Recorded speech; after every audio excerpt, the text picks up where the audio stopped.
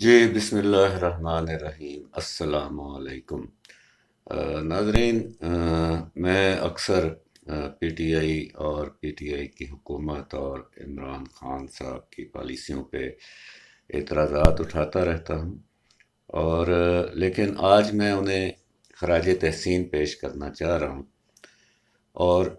خراج تحسین اس بات کا کہ انہوں نے ملک میں ایک کلچر کو فروغ دیا، اور اس کلچر کا نام تھا رسیداں کڈو۔ اور رسیداں کڈو میں انہوں نے مسلم لیگ نون سے بھی رسیدیں نکلوائیں، پھر پیپلز پارٹی سے رسیدیں نکلوائیں، اور پھر ابھی پچھلے دنوں الیکشن کمیشن نے بھی پی ٹی آئی سے رسیدیں نکلوا لیں، اور پی ٹی آئی کو رسیدیں دینا پڑیں اور ماننا پڑا کہ ہمارے 77 اکاؤنٹس تھے، اور ان میں سے ہم نے صرف 12 ظاہر کیے تھے اور باقی چھپا لیے تھے۔ اور جب چوری پکڑی گئی تو پھر انہوں نے اس کا کریڈٹ لینا شروع کر دیا کہ یہ دیکھیں جی کہ ہم نے تو سارا کچھ بتا دیا ہے،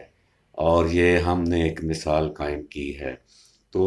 رسیداں کڈو کلچر کے ساتھ ساتھ ایک اور کریڈٹ پی ٹی آئی کو یہ بھی جاتا ہے کہ کانفیڈنس لیول بہت اونچا ہے ان کا، اور کمال مہارت کے ساتھ یہ اپنے ایک جرم کو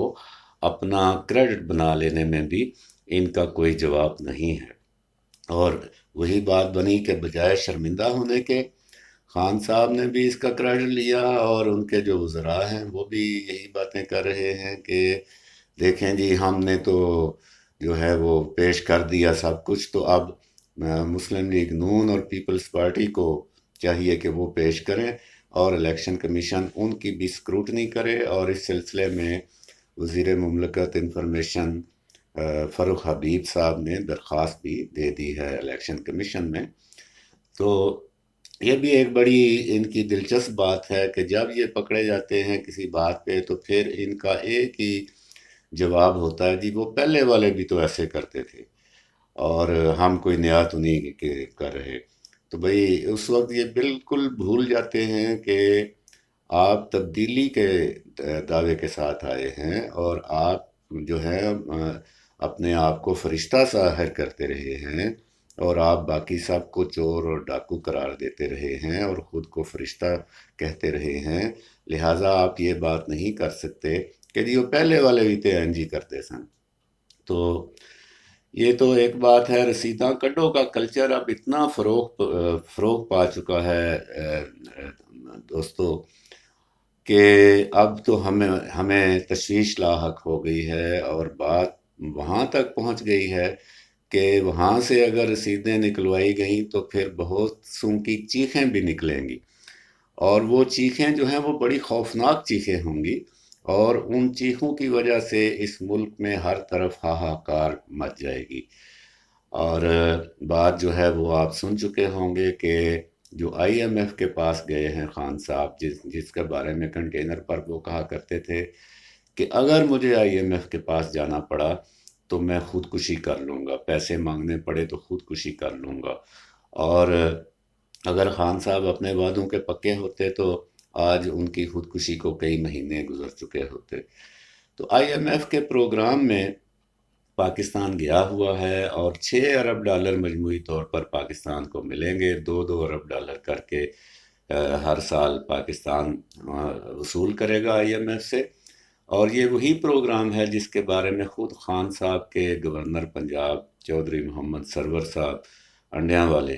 گلاسگو میں وہ انڈے فروخت کرتے تھے، تو اس لیے ان کو وہاں پہ سرور انڈیاں والا کہتے ہیں۔ تو انہوں نے کہا جی کہ آئی ایم ایف نے 2 ارب ڈالر کے بدلے میں سب کچھ لکھوا لیا ہے۔ اب وہ سب کچھ جو لکھوایا ہے ناظرین، وہ بات کھل گئی ہے، اور وہ بات اس طرح کھلی ہے کہ آئی ایم ایف یہ کہہ رہا ہے کہ پاکستان کی معیشت جو ہے اس کا کل حجم جو ہے، جو کچھ بھی پاکستان کے اندر ہے وہ ہمارے سامنے لاؤ، اور وہ اسٹیٹ بینک کے انتظام میں دو۔ جیسے کہ آپ جانتے ہیں اسٹیٹ بینک میں باقر رضا نامی جو بندہ بٹھایا گیا ہے وہ آئی ایم ایف کا بندہ ہے، اور اب آئی ایم ایف یہ کہہ رہا ہے کہ آپ کے جو مسلح افواج ہیں، آرمڈ فورسز آف پاکستان، ان کے جو اثاثے ہیں، ان کے جو اکاؤنٹس ہیں، وہ بھی سامنے لاؤ، اور وہ ان کا انتظام اسٹیٹ بینک دیکھے، اور ان کا مطالبہ یہ ہے کہ جتنے بھی اکاؤنٹس ہیں افواج پاکستان کے، وہ ایک جگہ پہ اکٹھے کیے جائیں اور وہ شو کیے جائیں، یعنی کہ وہ رسیداں کڈو والی بات اب پہنچ گئی ہے ہمارے مسلح افواج تک، اور مسلح افواج کے اگر ہم بات کریں تو صرف مسلح افواج کے اکاؤنٹس تک بات نہیں رہتی، بات پھر بہت دور تک چلی جاتی ہے، اور اس میں پھر مسلح افواج کے زیر انتظام چلنے والے جتنے کمرشل پروجیکٹس ہیں وہ بھی اس میں شامل ہو جاتے ہیں، اور پھر یہاں بھی بات نہیں رکتی، بات اس سے بھی بڑی آگے جاتی ہے، اور وہ بات جاتی ہے اسٹریٹجک پلانز ڈویژن تک۔ جو اسٹریٹجک پلانز ڈویژن ہے وزارت دفاع کے زیر انتظام، وہ نگرانی کرتا ہے ہمارے ایٹمی پروگرام کی اور میزائل پروگرام کی، اور اس طرح کے دیگر جو ہمارے حساس دفاعی پروگرام ہیں، کہ ان پہ پیسہ کہاں سے خرچ ہو رہا ہے اور کتنا پیسہ ہے ان کے پاس۔ تو نوبت این جا رسید ناظرین کرام، اور اب دیکھنا یہ ہے کہ اس پہ کیا ریئیکشن آتا ہے، کب آتا ہے، اور اس کی کیا شدت ہوتی ہے، اور رسیداں کڈو کا کلچر متعارف کرانے والوں نے پاکستان کو جس نہج پر پہنچا دیا ہے، یہاں پر پہنچ کر اب ہم یہ دیکھیں گے کہ اس میں جو مسلح افواج ہیں،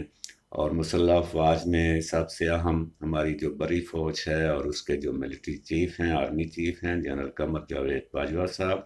وہ اس پہ کیا رسپانس دیتے ہیں۔ آئی ایس پی آر کے ڈی جی کے بس کی تو یہ بات نہیں ہے، ہو سکتا ہے آج کل میں وہ کوئی پریس کانفرنس منعقد کر لیں اور اس میں کوئی بات کریں، لیکن یہ اس پریس کانفرنس سے بہت آگے کی بات ہے۔ اب بات یہ ہے کہ جو ملٹری کے اکاؤنٹس ہیں پاکستان میں، اب تک یہ نوبت نہیں آئی کہ کسی نے یہ کہا ہو کہ پاکستان آرمی جو ہے وہ اپنے اکاؤنٹس جو ہے وہ سامنے لائے اور ایک جگہ پہ اکٹھے کرے اور آئی ایم ایف کے رسائی میں ہو جائیں۔ وہ ظاہر ہے اسٹیٹ بینک کے پاس جائیں گے، وہاں پہ باقر رضا صاحب ہیں، اور آئی ایم ایف جو ہے وہ بھی اب چونکہ جو پیسے دیتا ہے وہ پھر اپنی بات بھی منواتا ہے، اور غلاموں کی تو کوئی پالیسی نہیں ہوتی، لہٰذا آپ نے جب ان سے پیسے لینے ہیں تو پھر ان کی بات بھی ماننی ہے۔ اب مسئلہ یہ ہے کہ ملک کی معیشت اس وقت اتنی دیوالیہ ہو چکی ہے کہ اس کا سنبھلنا ممکن ہی نہیں ہے، یہاں تک کہ آئی ایم ایف کے پروگرام کے ہمیں $2 ارب سالانہ نہ ملیں بلکہ $6 ارب یکمشت بھی مل جائیں تو بھی پاکستان دیوالیہ سے بچنے میں، میرا نہیں خیال کہ پاکستان بچ سکتا ہے دیوالیہ سے۔ ابھی حفیظ پاشا سابق وزیر خزانہ رہے ہیں اور انتہائی ماہر ہیں معیشت کے، انہوں نے یہ بات کنفرم کی ہے کہ پاکستان کو اس مالی سال $26 ارب کی ضرورت ہے، $26 ارب، روپے نہیں ڈالر۔ اور یہ کس طرح ہے، $13 ارب جو ہیں وہ بن رہے ہیں آپ کے جو فارن لونز ہیں، غیر ملکی قرضے ہیں، جو یہی I M F, World Bank وغیرہ سے ہیں، ان کی آپ نے جو قسط ادا کرنی ہے، $13 ارب تو اس کے ہیں، اور اتنے $13 ہی، یعنی $13 ارب کے لگ بھگ ہی آپ کا کرنٹ اکاؤنٹ خسارہ ہے۔ کرنٹ اکاؤنٹ خسارہ کیا ہے؟ یعنی آپ جو امپورٹ ایکسپورٹ کرتے ہیں تو آپ کی امپورٹس زیادہ ہیں، ایکسپورٹس کم ہیں، لہٰذا امپورٹس جب آپ نے کرنی ہیں تو آپ کو ڈالروں کی